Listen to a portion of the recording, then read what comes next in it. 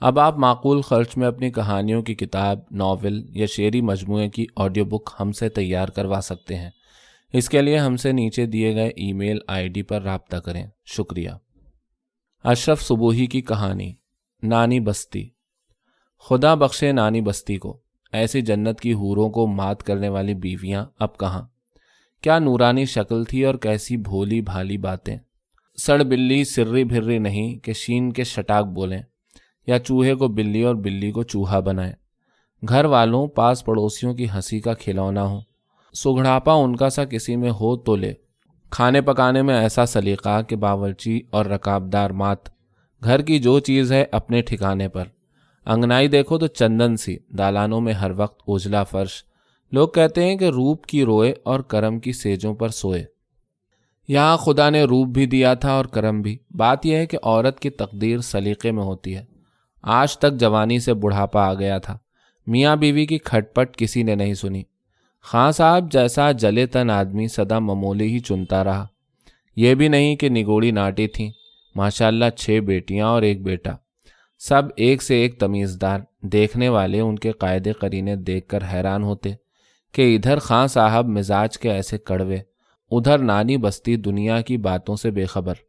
اور بچے، مجال کیا کہ کوئی بے طور اٹھاؤ۔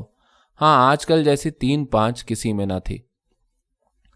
خان صاحب جھلے اور مزاج کے کھرے ضرور تھے، مگر پکے مسلمان، نیت کے صاف، دل میں سب کا درد رکھنے والے، محلے بھر کے خدمتی، بیواؤں یتیموں کے خبرگیر، جمعے کے جمعے عزیزوں رشتہ داروں کے ہاں جاتے، ہر ایک کے دکھ درد میں جھک پڑتے۔ شہر کے ایک رئیس کے ہاں مختار عام تھے۔ تنخواہ تو 50-40 سے زیادہ نہ تھی، وہ وقت ہی ایسا تھا، ہر چیز سستی۔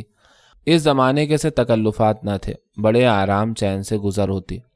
لیکن افسوس ان کی عمر نے زیادہ وفا نہ کی۔ صرف ایک لڑکی کا بیاہ کرنے پائے تھے کہ یکایک موت آ گئی۔ دوسری لڑکیوں کے بیاہ اور بیٹے کے سہرے کی بہار دیکھنے کا ارمان دل کا دل ہی میں لے گئے۔ لوگ سمجھتے تھے کہ خان صاحب کے بعد نانی بستی اس بھولے پن کے ساتھ کس طرح زندگی بسر کر سکتی ہیں، لڑکیوں کو کہاں سے بر ملیں گے۔ لیکن یہ خبر ہی نہیں کہ دنیا میں اگر عقل مند اور ہوشیار ہی نصیب والے ہوتے تو بیچارے سیدھے سادے بے وقوف کیوں کر زندہ رہتے۔ انہیں کوئی پوچھتا ہی نہیں۔ خدا کی کریمی کے قربان، رئیس نے خان صاحب کی تنخواہ نانی بستی کے نام کر دی۔ لڑکیوں کے گھر بیٹھے رقے آنے لگے۔ 2 برس کے اندر اندر سب کی تقدیریں کھل گئیں، اور بیٹیاں ہی اپنے اپنے گھر کی نہیں ہوئیں، بیٹے کی بھی چاند سی دلہن آ گئی۔ نانی بستی کی سگی چھوٹی بہن میرٹھ میں بیاہی ہوئی تھی۔ خان صاحب کی زندگی میں 1-2 مرتبہ ان کا میرٹھ جانا ہوا تھا، تو اونٹ گاڑی یا گھوڑوں کی شکرم میں۔ ایک روز بیٹھے بیٹھے انہوں نے بیٹے سے کہا کہ بیٹا، انجم کو دیکھے برسوں ہو گئے ہیں، شادیوں میں بلایا تو وہ نہ آئی، کیا جانے کیسی ہے، جی چاہتا ہے اسے دیکھاؤں۔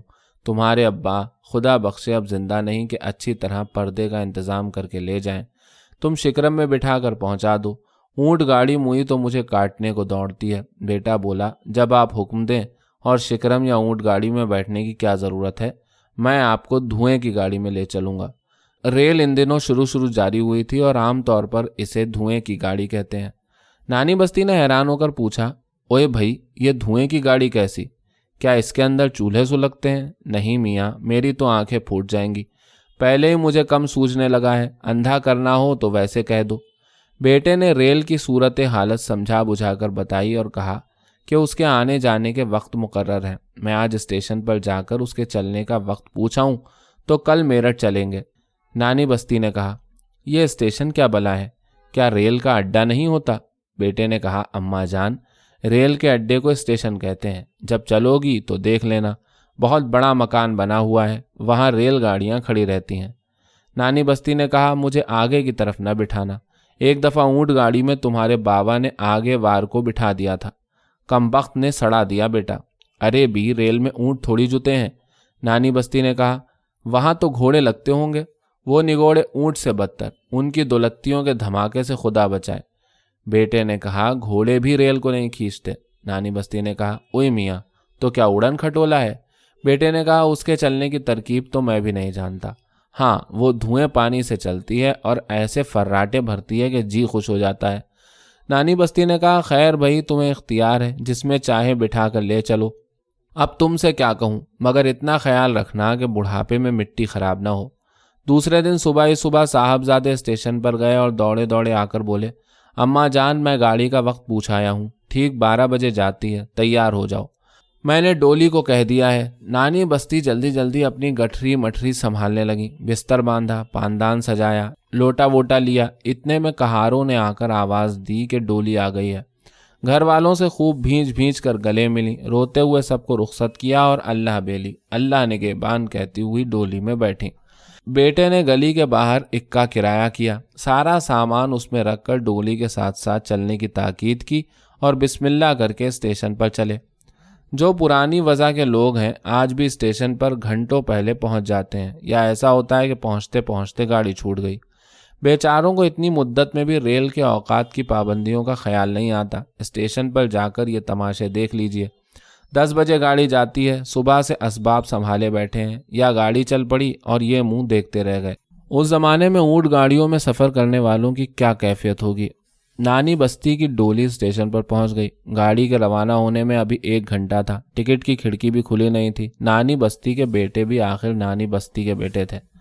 مرد ہونا اور بات ہے، تھے تو پرانے زمانے کے آدمی۔ ریل میں سفر کرنے کا 2 ایک ہی دفعہ اتفاق ہوا ہوگا، وہ بھی دوسروں کے ساتھ۔ اب وہ ٹکٹ کے لیے بولائے بولائے پھر رہے ہیں، کبھی ادھر جا کبھی ادھر، اس سے پوچھ اس سے پوچھ، ٹھیک جواب کون دے۔ جتنے مسافر تھے انہی جیسے۔ آخر گھنٹی بجی، بابو نے آواز دی، ٹکٹ لینے والوں چلو۔ مسافر دوڑے، تو مجھ پر اور میں تجھ پر۔ کھڑکی پر دھکا پیلی ہونے لگی۔ نانی بستی ڈولی میں بیٹھی بیٹھی مسافروں کی ہشت مشت دیکھ دیکھ کر جلتو جلالتو کی تسبیح پڑھ رہی ہیں۔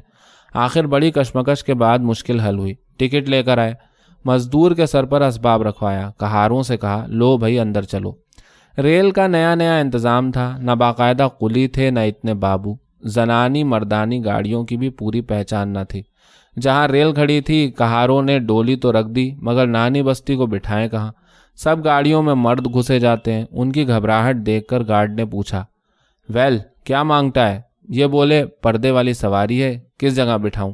گارڈ تو ایک خالی گاڑی بتا روانہ ہوا۔ انہوں نے ڈولی گاڑی کے برابر لگوا کر کہا، اماں جان لیجئے، اس گاڑی کے اندر بیٹھیے، میں سامان رکھواتا ہوں۔ مزدور اس ہابڑ تابڑ میں پیچھے رہ گیا تھا۔ پھر مسافروں کی ریل پیل، وہ الگ میاں کو ڈھونڈ رہا ہے اور میاں جدا۔ ابے او مزدور، ابے او مزدور کی آوازیں لگاتے دوڑتے پھر رہے ہیں۔ وہ تو ڈولی والوں کا خدا بھلا کرے، انہوں نے نانی بستی کا سامان پہچان لیا اور میاں کو بتا دیا۔ اب جو یہ دیکھتے ہیں تو جس گاڑی میں اماں کو بٹھایا تھا وہ نہیں ملتی، ساری گاڑیاں ایک جیسی۔ آوازیں دیتے دیتے تھک گئے۔ نانی بستی کی سنیے، گاڑی میں جو گھسیں تو آدم نہ آدم ذات، کھڑکیاں بند، ہکا بکا کھڑی ہیں۔ بیٹھنے کی جگہ ہو تو بیٹھیں۔ یا اللہ، یہ گاڑی ہے کہ جانوروں کا پنجرا؟ ادھر سلاخیں ادھر سلاخیں، کہاں بیٹھوں؟ بینچ پر بیٹھتی ہوں تو بے پردگی کا ڈر، دروازے میں سے کسی مردوئے نے جھانکا تو کیا ہوگا؟ اوپر مچان پر چڑھیں کس طرح؟ جوان ہوتی تو اچک کر جا بیٹھتی۔ بینچ کے نیچے جھانک کر دیکھا، دل میں کہا، اچھا پردے والیوں کے بیٹھنے کی یہ جگہ ہے۔ اس سے تو ہمارے ہاں کی اوپلوں کی کولکی لاکھ درجے اچھی، کیوں کر بیٹھوں؟ لیکن کرتی بھی کیا؟ پردے کا خیال، بہن سے ملنے جانا ضروری، دوسرے اب تو آپ ہنسی تھیں، جوں توں کر کے بینچ کے نیچے برقع بچھا کر کنڈلی منڈلی مار پڑ گئیں۔ اتنے میں گاڑی نے سیٹی دی، بیٹھو بیٹھو، دروازے بند کرو کی آوازیں پڑنے لگیں۔ مزدور نے کہا، میاں کیا دیکھتے ہو، جلدی سوار ہو، گاڑی چھوٹنے والی ہے۔ سامنے والی گاڑی بالکل خالی تھی۔ مزدور نے دروازہ کھولا، سامان رکھا اور میاں اندر گھسے۔ ریل چل پڑی، مگر میاں پریشان کہ اماں کو کہاں ڈھونڈوں، میرٹھ تک نہ جانے ان کا کیا درجہ ہو جائے۔ پاندان بھی تو ان کے پاس نہیں، لوٹا کٹورا بھی رہ گیا۔ جس گاڑی میں یہ بیٹھے انہیں کیا خبر کہ اماں جانی والی گاڑی ہے۔ اور بینچ پر جہاں آپ تشریف فرما تھے ٹھیک وہیں نیچے وہ دم سادھے پڑی تھیں۔ جمنا کے پل پر پہنچ کر جو ریل کی گڑگڑاہٹ ہوئی اور نانی بستی نے گھبرا کر بے دھیانی میں اٹھنا چاہا، سر میں بینچ کی کھٹاک سے ٹکر لگی۔ ہائے ہائے کی آواز سن کر صاحبزادے چونکے، جھک کر دیکھتے کیا ہیں کہ اماں جان پسینے میں شرابور سکڑی ہوئی پڑی کر آ رہی ہیں۔ بیٹے نے کہا، ہائے اماں جان۔ نانی بستی نے کہا، کیوں اب بھی نہ آئے ہوتے؟ شاباش بیٹے شاباش، ماں بندی کا خوب لکھا پورا کیا۔ اب کھائی سو کھائی، اب کھاؤں تو رام دہائی، میں نے قسم کھا لی ہے جو کبھی تیرے ساتھ کہیں جاؤں نہ ہوئے آج کو خان صاحب، ان منہ بھلے ماسوں کی آبرو کے دشمن ریل والوں کو کھا کھا جاتے۔ بیٹے نے کہا، ارے بی تم یہاں کیوں لیٹی ہو، باہر نکل کر اوپر بیٹھو۔ نانی بستی نے کہا تیرا جی چاہتا ہے میں بازار میں بیٹھوں، مردوئے مجھے دیکھیں۔ بیٹے نے کہا آپ کیا کہتی ہیں، یہاں بازار کیسا، کون مردوا یہاں بیٹھا ہے؟ نانی بستی نے جھانک کر کہا یہاں نہ صحیح، باہر تو بھیڑ لگی ہوئی ہے۔ بیٹے نے کہا کوئی بھی نہیں، جنگل ہے، باہر آ کر دیکھو۔ بیٹے نے بڑی مشکل سے بڑی بی کو باہر نکال کر بینچ پر بٹھایا، مگر وہ اپنی کہے جاتی تھی۔ نانی بستی نے کہا اسی ریل کی تعریف کرتے تھے، ذرا دیر میں آتے تو میرا مردہ دیکھتے، یہ موئی گاڑی ہے جیسے چوہے دان، بھلا اس تختے کے نیچے آدمی کیوں کر بیٹھے، لیٹا بھی تو نہیں جاتا۔ میاں تم نے مجھ سے کب کا بدلہ لیا، میرا تو کچومر نکل گیا، مجھ نگوڑی کو کیا خبر تھی کہ ریل میں عورتوں کا یہ ہدڑا کھویا جاتا ہے۔ بیٹے نے کہا آپ نے بھی تو غضب کیا، اس تختے کے نیچے لیٹ گئیں۔ نانی بستی نے کہا اوپر پردے کی کون سی جگہ تھی؟ بیٹے نے کہا مگر یہ تو اسباب رکھنے کی جگہ ہے، بیٹھنے یا لیٹنے کی نہیں۔ نانی بستی نے کہا تو مچان پر بٹھا گئے ہوتے، سیڑھی بھی تو کم بختوں نے نہیں لگائی، عورتیں کوئی بلیاں ہیں کہ اچک کر چڑھ جائیں گی۔ بیٹے نے کہا جہاں آپ بیٹھی ہو یہاں کیوں نہ بیٹھی؟ نانی بستی نے کہا جدائی تم نے پردے باندھ دیے تھے، مردوں کو اپنا تماشا دکھاتی۔ بیٹے نے کہا ایسا ہی پردے کا خیال تھا تو برقع اوڑے رہتی۔ نانی بستی نے کہا تمہارے تو میاں دیدے ہوائی ہو گئے ہیں، اپنی بیوی کو اس طرح پھرانا، مجھے تو معاف رکھو۔ بیٹے نے کہا تم کو تو وہم ہو گیا ہے، چلتی ریل میں کون آئے گا جو تمہاری بے پردگی ہوگی؟ نانی بستی نے کہا خیر بیٹا تم سے کون بحث کرے، اوکھلی میں سردی آئے تو موسل کے دھمکے بھی کھانے پڑیں گے، اللہ ساتھ خیر کے میرٹھ پہنچا دے۔ خدا کی سوار اس حافظے کو نانی بستی کو لا کر ریل میں تو بٹھا دیا، اور یہ سنانا بھول ہی گیا کہ چلنے کی جلدی میں نہانے جو بیٹھیں تو گھڑیا کے بدلے کھلے منہ کے پتیلے میں پانی سمو لیا۔ غسل خانے میں اندھیرا تھا، دھیان سفر میں پڑا ہوا، بال دھوتے دھوتے پتیلے پر نظر پڑی، اس میں صورت دکھائی دی، بال کھلی، ملتانی میں لت پت، ننگی دھڑنگی، بے تحاشا چیخ مار کر باہر بھاگی۔ باورچی خانے سے بہو، دالان میں سے بیٹی دوڑی، ہائے اماں جان کیا ہوا؟ اماں جان کا برا حال، گگی بن گئی، پکڑ کر پلنگ پر لٹایا، کپڑا اڑایا، بڑی دیر میں اوسان درست ہوئے تو پوچھا خیر تو ہے، کوئی نیولا تو نہیں آ گیا تھا؟ نانی بستی کی نیولے کی صورت سے جان نکلتی تھی، بولی نہیں بیٹی، نیولا موا کہاں سے آ گیا، تھو تھو، پچھل پائی آ گئی تھی۔ بیٹی نے کہا پچھل پائی؟ پچھل پائی غارتن کہاں سے آئی؟ ہم تو سب سامنے ہی بیٹھے ہیں، پرچھائی دکھائی دی ہوگی۔ نانی بستی نے کہا لو اور سنو، مجھے بالکل ہی اندھا سمجھ لیا، یقین نہیں آتا تو جاؤ دیکھ لو، مردار پتیلے میں بیٹھی ہے، بال بکھیرے، ایسی ڈراؤنی شکل میں نے اپنی عمر میں دیکھی نہیں، چڑیل نے میرا پانی بھی گندا کر دیا۔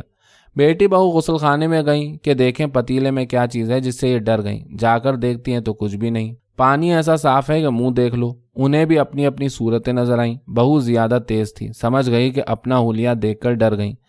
نند سے کہا اور دونوں نے آ کر نانی بستی کو سمجھانا شروع کیا کہ بی کون پچھل پائی اور کیسی بھتنی، وہ تو خود تمہاری شکل تھی جسے پانی میں دیکھ کر تم ڈر گئیں۔ بولی لو مجھے چلاؤ تو نہیں، اللہ اللہ اب میری ایسی چڑیلوں کی سی صورت ہو گئی۔ بیٹی نے لا کر آئینہ دکھایا تو کہیں جا کر سمجھی۔ بہن کے ہاں میرٹھ میں نانی بستی نے کیا کیا شگوفے چھوڑے ہمیں خبر نہیں، دوسرے وہاں ان کا رہنا ہی کئی دن ہوا۔ پرانے وقتوں کی عورتیں غیر جگہ زیادہ ٹکتی ہی نہ تھیں، آپ بھلی اپنا گھر بھلا۔ نانی بستی بھی تیسرے روز واپس آ گئیں۔ یہاں غسل خانے میں پچھل پائی کے آ جانے کی داستان پڑوسیوں اور رشتہ داروں کنبوں والوں کو معلوم ہو گئی تھی، جو ان سے ملنے آتا اس کا ذکر ضرور کرتا۔ لڑکیاں کہانی کی طرح سنتی اور نانی بستی برا ماننا کیسا اپنے بھولے بھولے منہ سے ہر ایک کو سناتی کہ بنو کیا کروں، اللہ نے دل ہی ایسا بنایا ہے۔ ایک دفعہ خاصی عمر تھی، پرچھائیں دیکھ کر ڈر گئی، 4 مہینے بخار آیا، میاں کالے کا علاج رہا۔ کہتے ہیں کہ پرچھائیں سب سے زیادہ ظالم ہوتی ہے، دیکھو نا کیا مقدور کے کسی وقت آدمی کا ساتھ چھوڑے پرچھاوے سے تو بیٹی اچار میں کیڑے تک پڑ جاتے ہیں۔ کنبے میں ایک بہت شوخ بلا کی شرارت بھری لڑکی تھی، نام تو خاصا زبیدہ تھا، پیار سے جبو کہہ دیتے تھے، لیکن سب اسے شتابہ کہنے لگے تھے۔ اس نے جو نانی بستی کا قصہ سنا اس کے ہاتھ ایک نیا شگوفہ لگا۔ ایک دن برقع اوڑھ 2 حویلیوں بیچ تو رہتی تھی، چپکے سے آدھم کی، گرمیوں کے دن تھے، دوپہر کا وقت، سارا گھر سو رہا تھا۔ ظہر کے وقت نانی بستی سب سے پہلے نماز کے لیے اٹھی۔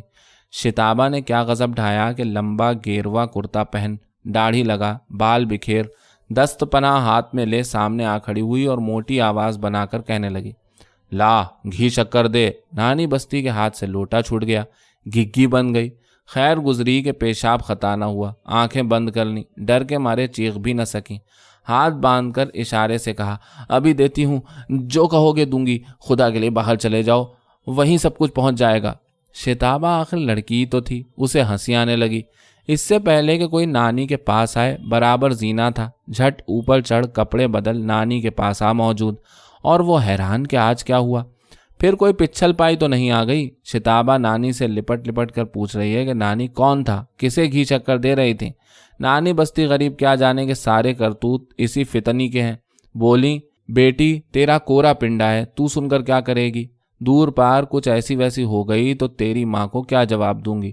اور اپنی بیٹی سے مخاطب ہو کر کہنے لگی اسی لیے تو میں رنڈیا جھینکتی رہتی ہوں کہ دوپہر کو کنڈی لگا کر سویا کرو، مگر کون سنے، آج ایک جوگی اندر گھس آیا نا، اللہ نے بڑی خیر کی، کوئی لڑکی بالی سامنے نہ تھی، نہیں تو مکھی بنا کر جوڑے میں رکھ لیتا۔ مجھ کو دیکھ کر اپنا چمٹا بجانے اور گھی شکر مانگنے لگا۔ بمشکل ہاتھ جوڑ کر اسے باہر نکالا ہے۔ پھر قدری نے ہزار سمجھایا، شتابہ نے بھی لاکھوں قسمیں کھائیں کہ نانی وہ تو میں تھی۔ نانی بستی اپنی رٹ لگائے گئیں کہ بھی ہوش کی بنواؤ، کہاں یہ 4 انگل کی چھوکری، کہاں وہ جگادری جوگی۔